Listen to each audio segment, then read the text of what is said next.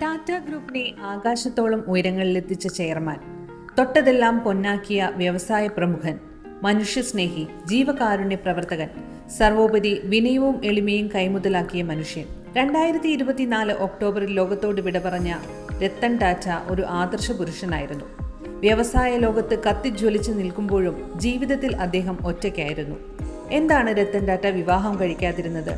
അദ്ദേഹത്തിന്റെ സ്വകാര്യ ജീവിതത്തെക്കുറിച്ച് അധികം ആരും അറിയാത്ത ചില കാര്യങ്ങൾ നോക്കാം.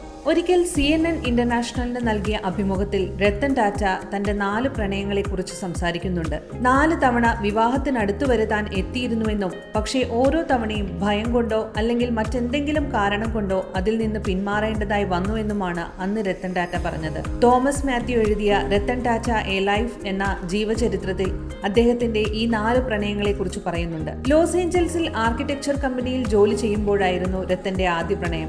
ബോസിന്റെ മകളായിരുന്നു പ്രണയിനി. വിവാഹത്തിലെത്തുമായിരുന്നു ആ പ്രണയം. പക്ഷേ മുത്തശ്ശിക്ക് സുഖമില്ലാതെ രത്തന് നാട്ടിലേക്ക് വരേണ്ടി വന്നു. ഇന്ത്യ ചൈന യുദ്ധത്തെ തുടർന്നുള്ള പ്രശ്നങ്ങൾ ഭയന്ന് മകളെ ഇന്ത്യയിലേക്ക് അയക്കാൻ പ്രണയിനിയുടെ മാതാപിതാക്കളും തയ്യാറായില്ല. പിന്നീട് ഒരു ഗുജറാത്തി പെൺകുട്ടിയുമായി രത്തൻ പ്രണയത്തിലായിരുന്നു. പക്ഷേ ആ പ്രണയവും സഫലമായില്ല. നടിയും അവതാരകയുമായ സിമി ഗരേവാളുമായി രത്തന് അടുത്ത ബന്ധമുണ്ടായിരുന്നു. പക്ഷേ ആ അടുപ്പവും വിവാഹത്തിലെത്തിയില്ല. ഒറ്റയ്ക്കുള്ള ജീവിതം താൻ ആസ്വദിക്കുന്നുവെന്നാണ് ഒരിക്കൽ രത്തൻ പറഞ്ഞത്.